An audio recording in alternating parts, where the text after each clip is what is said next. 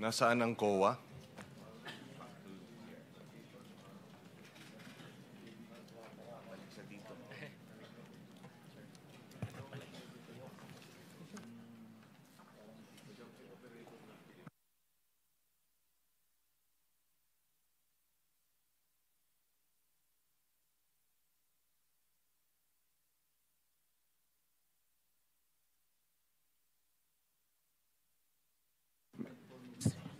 Ms. Sunico, you are from the COA? For your honor. Yes. Si Commissioner Lipana, is he in the Philippines? As far as we know po, sir, naka-sick leave po siya. Ang balita po namin nasa Singapore po. Okay. Is he under investigation by the COA Sir, right now after all the allegations and the revelation and the testimonies? Sir, clarify ko po kung ano pong gusto nyong sabihin sa investigation. Kasi po, sir, di ba po impeachable official po siya. Pero No, with respect to your internal, your internal processes as a commission, hindi naman pwedeng maghihintay kayo ng impeachment? Should you not also have your internal investigation? sa mga transactions po siguro, sir, nire-review na ng mga auditors, and even po doon sa na-mention po nung nakaraang hearing, sir, na meron po siyang transaction sa Bulacan, kasama po yun sa fraud audit. Pero doon po sa position niya bilang commissioner, sir, na investigation, parang hindi po saklaw ng COA po.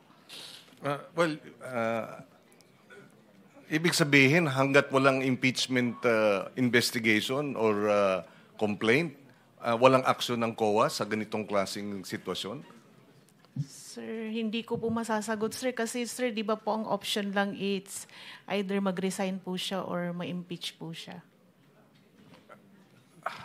Okay, but kung gano'n ang hihintayin natin, ibig sabihin, hanggat walang nagpa-file ng impeachment complaint, wala ring internal disciplinary processes yung COA. For example, okay, I can understand that up to a certain extent, although I disagree with it, no, na wala kayong pwedeng gawin dahil impeachable officials. But dun sa mga COA auditors na may kinalaman o na-involve or sila ang nag-audit nitong mga ghost projects, meron ba kayong ginagawa tungkol doon? Kasama po siya sa fraud audit, sir. Kasama po siya sa objective ng fraud audit team kung involved po yung mga auditors natin. And then eventually kung ma-prove po siya ng fraud audit team natin na kasama po yung mga auditors, isasubmit po yan sa internal audit affairs po namin.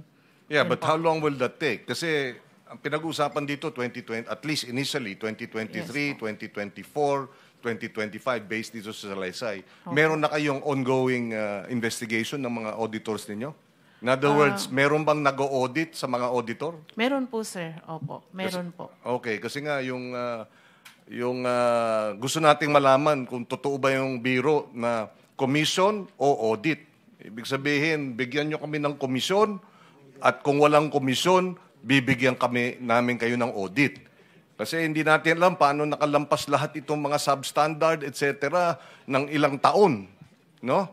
So, we need that information in the next hearing. If you can at least submit an updated, ano ang update doon sa mga investigation ng mga auditors that may have yung fraud, unit, what do you call it?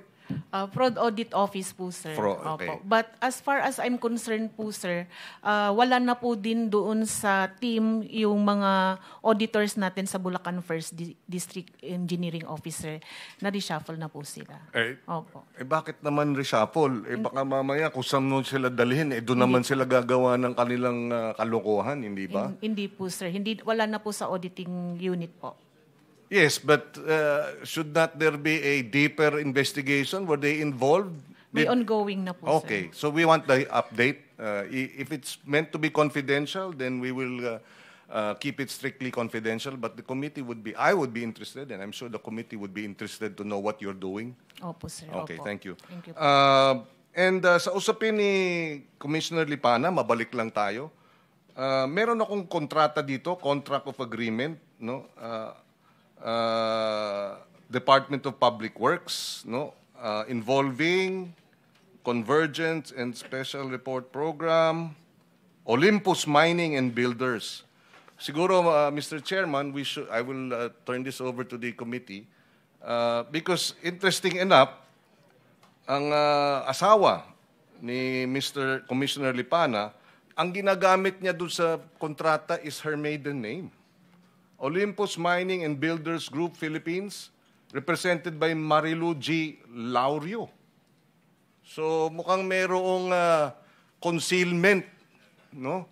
Dahil alam niyang asawa siya ng isang commissioner, hindi siya pwedeng kumontrata dahil may conflict of interest. So dito nakalagay Marilu G. Laurio and she signed it, no? Pinirmahan niya. Authorized Managing Officer.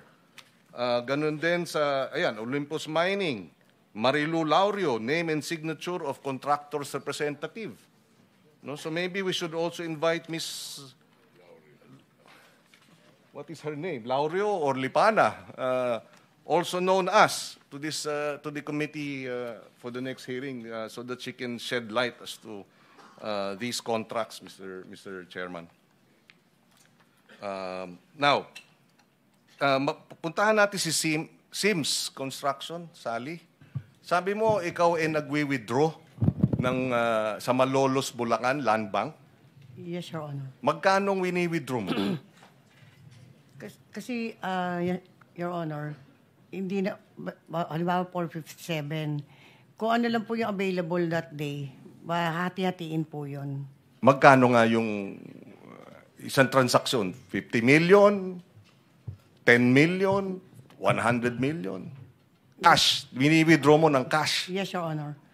Ano po may withdrawal po 457 457 million. Pumayag yung bank manager sa 457 million cash. Wala kayong cheque? Checking account ba yun? Cash po yun, Your Honor. Na-request ko po. Paano pumayag yung bank manager na i-release yung 457 million cash? Ano naman po, sa land bank naman po yun at Your Honor. So land bank, bank manager. Yes. Also, Lilibeth Lim. Malolos Highway po. Andito pala. Is she from the land bank? Malolos branch. Ma'am, can you join us? So, may arrangement ba kayo, Sally, sa bangko para pumayag sila ng may malaking transaksyon na gano'n na ilalabas? Please come forward, ma'am. Yun sa land bank. Your Honor, papaalam naman po ako sa kanila. Mawa na po, may withdrawal po akong ganon. So, hindi naman po agad-agad yun ibibigay. May mga araw po yun na sasabihin na kasi kinukuha pa daw po nila sa ibang... Kaya nga. Opo. Pero pangkaraniwan, yun yung pinakamalaki. 457 million isang araw. Teka po. I-recall ko lang po ulit sa... Ano ang pangkaraniwan? Tanong ko po sa abogado. 50, 70 million? Mga minsan po kasi kalahati, minsan 200. Million? Opo. Minsan po 150. Depende po sa ano po, kung ano po yung... Kay Mr. Diskaya, ganun din ba?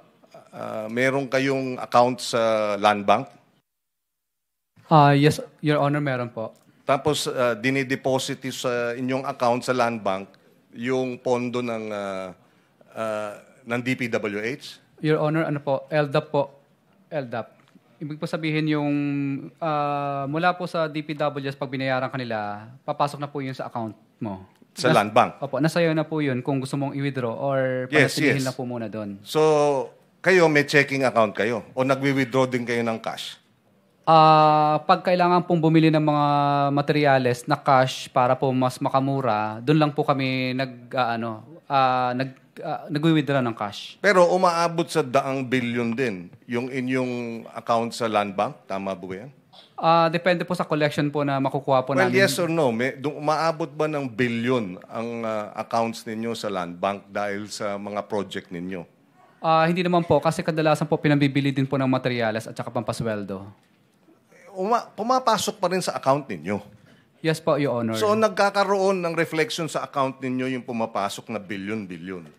Yes po, Okay, Your Honor. okay. That's all I need to know. Ma'am, practice ba yan ng bangko na magre-release ng 457 million cash? Hindi ba red flag na yan na dapat nire-report? Ang gusto natin malaman dito complicit ba ang banking system natin sa ganitong klaseng corruption? Mr. Chair, apologies po that I can...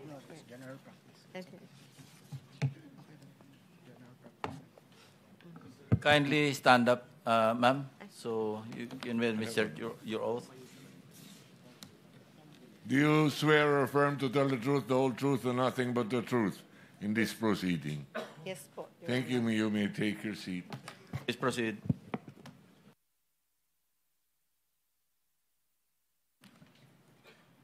Go ahead, ma'am.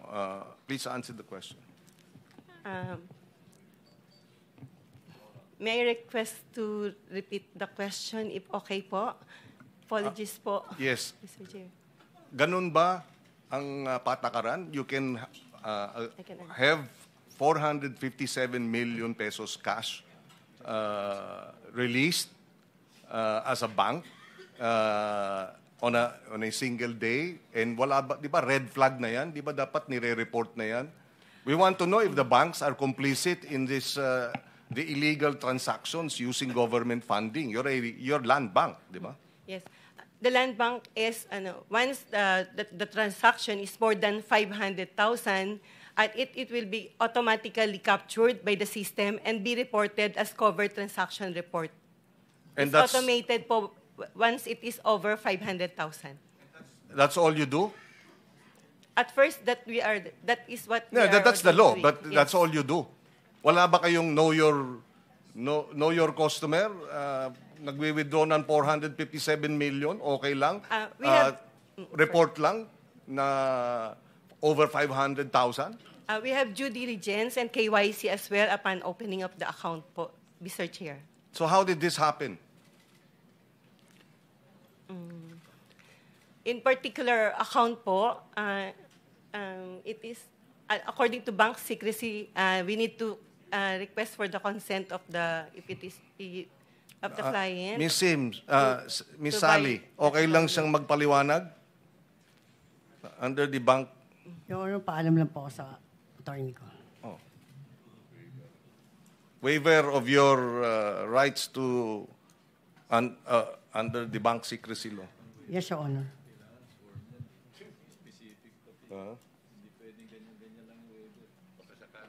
Well, anyway, so you're amenable.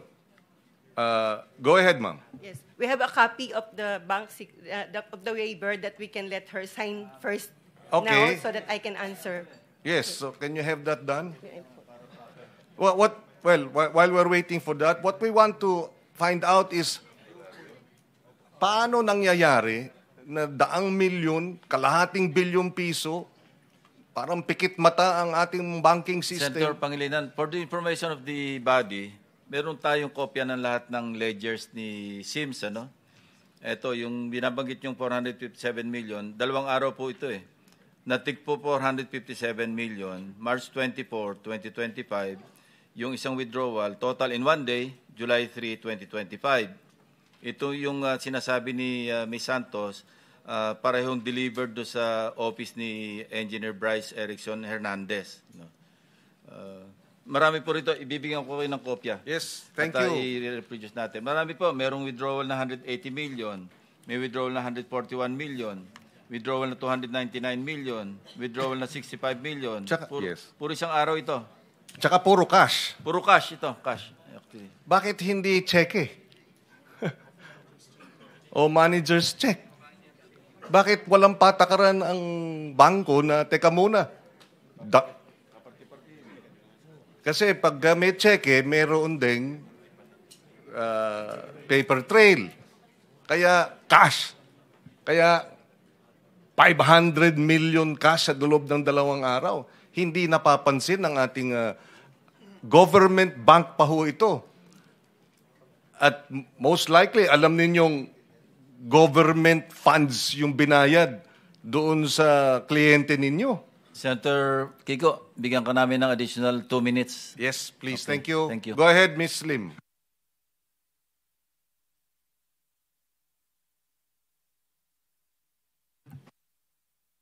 Mr. Chair, since we already have the signed consent of Ma'am Sally Santos, can I explain the process flow? Because before it came through her account, will it be all right po? Okay. The process is, since Ma'am Sally Santos is recognized by the DPWH as their contractor and listed in their list of creditors, then the process flow is the funds. Okay, although everyone knew it, that it came from the notice of cash allocation from the Department of Budget and Management. Then it goes to Land Bank, to the DPWH Central Office account.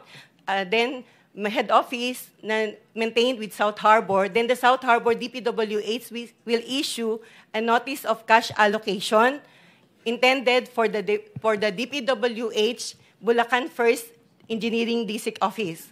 So upon receipt of the Bulacan First District Office, they will issue an advice of checks issued and canceled. So that advice of checks issued and canceled coming from them with the regulation of the Bureau of Treasury for the 24 hours period before they can withdraw it or before they can credit it to the respective accounts of the contractors. So after the 24 hours, the following day, they will issue the list of due and demandable accounts payable, advice to debit accounts, that is the LDDAP ADA. They will send us that ADA, and then Land Bank will process it through the financial system. Then upon uploading, it will automatically credited to the different accounts, a passbook account of the different contractors. So once we receive that different accounts, that it will credit the account of intended for Ma'am Sally Santos. And that amount that she withdraw is not necessarily a one-time credit. It's on different LDDAP number po. So then yung sabi niyo nag-pile up, that's it po. Yes, but you didn't explain, is that standard? You can withdraw 500 million pesos in 2 days? Actually, as manager, we try to market the account for as long as they did not need it right away, so they can still maintain it with Land Bank. Then that amount that it maintained for days before the account of Ma'am Sally called us and requested for a withdrawal. Yes. Then pero, upon receipt, upon knowing of her withdrawal, right away, we informed her that we need to source fund for that we cannot automatically kaya have nga that 2 fund. days. Not only 2 days, it took for that particular No, account. this transaction was 2 days. Based on the, 2 araw to put together yung 457 million. Yes, Your Honor. So hindi kayo nagtaka? Bakit cash? Bakit 457 million? At bakit 2 araw? Your Honor, hindi po ako kasi magtataka or mag-iisip ng negative since the funding is coming from the government and the DPWH and knowing it's for the project. So, hindi po ako talaga nagtaka po. Hindi ba common sense lang na 200 million cash for the project? Paano? Meron bang nagbabayad ng cash? Ano yun? Di ba dapat cheque? Actually po, yung list of creditors is a passbook account. And yun po yung nire-report po nila. Then they have their The principle behind yung 500,000 suspicious transactions is because, suspicious transactions. Kumbaga, so hindi suspicious transaction yung kalahating billion, 2 araw nilabas? Cash? Your Honor, to be honest, kasi hindi ko po, I am not an engineer or you support every project, hindi ko po alam kung ano po yung project na yun or whatever. Since, it's a deposit account, yung depositor na po talaga yung nakakaalam. It's hard. Well, anyway, as bank manager, it's hard to believe na hindi katakataka na sa loob ng 2 araw, yung pondo ng gobyerno pwedeng ilabas ng kalahating bilyong piso na basta-basta. Cash. Senator Kiko, tanungin ko lang kay Ms. Sally, sino nag-i-inform sa inyo na nakapasok na yung pera? Yung bangko o sina Bryce? Si Engineer Bryce po. Sasabihan ka na nandyan na, Yes. na-credit na sa account mo Yes yung po. 457 million. Yes po. Yes po. So, sino nagbibigay sa instruction na withdraw mo? Si Engineer Bryce po. Siya rin. Yes po, Your Honor. Siya rin na magbibigay instruction na dalhin mo. Yes, Your Honor. Thank you. Ma'am, did you file a suspicious transaction report before the AMLAC? Yes po, for that particular account. Can we request for a copy? Anyway, there is already a waiver. Mr. Chair, may I be recognized? Yes. Kindly introduce yourself. Muna. Rafael Yap po of Land Bank Philippines. Yeah. We must have. May we request that he be sworn? Do you swear or affirm to tell the truth, the whole truth, and nothing but the truth in this proceeding? I do. Please proceed. Mr. Chair, we'd just like to raise that the under the AMLA, suspicious or covered transaction reports are considered confidential. So we cannot answer or divulge any such information concerning that. With the indulgence Yes, of Senator, are you saying pag ganito kalaki, hindi nyo kailangang i-report sa AMLAC? No, no, Mr. Chair. It's just that we cannot divulge to Even to AMLAC, you cannot? to it's part of the sorry if with your permission, if we could Can we talk to AMLAC with Yes, indulgence yes, of please. AMLAC, where are you? Tama po ba yung pinagsasabi Good morning, nito? Mr. Chair. Hindi nila kailangan mag-report sa inyo ganito ng transaction? Before I answer, Mr. Chair, I would like to manifest that I have not yet sworn. Do you swear or affirm to tell the truth, the whole truth, and nothing but the truth in this proceeding? Thank you. Take your seat. Sige po, pakisagot po. Mr. Chair, may I have the question repeated? Question is, sinasabi niya, may confidentiality, hindi lang kailangan i-report sa inyo yung ganung kalaking mga transactions. I mean, almost half a billion. Tama po ba yun? They don't have to report it? Your Honor, yung pong pag-report po nila ng STR is subject to the risk appetite po ng covered institution po. So it depends on the parameters or guidelines na nasa palisiya po nila. Sir, paki-simplify kasi marami yung nakikinig sa atin. Yung po, hindi natin maintindihan. Yung layman term lang po, layman's term na gamitin po ninyo. Pwede ba, ang tanong ko po, pwede pa na hindi po nila i-report ng bangko halos kalahating bilyon na. Meron pong illegal na po na nangyayari. Mr. Chair, I'm sorry, Sen. Well, that's my own question. That's my only question. Yes po.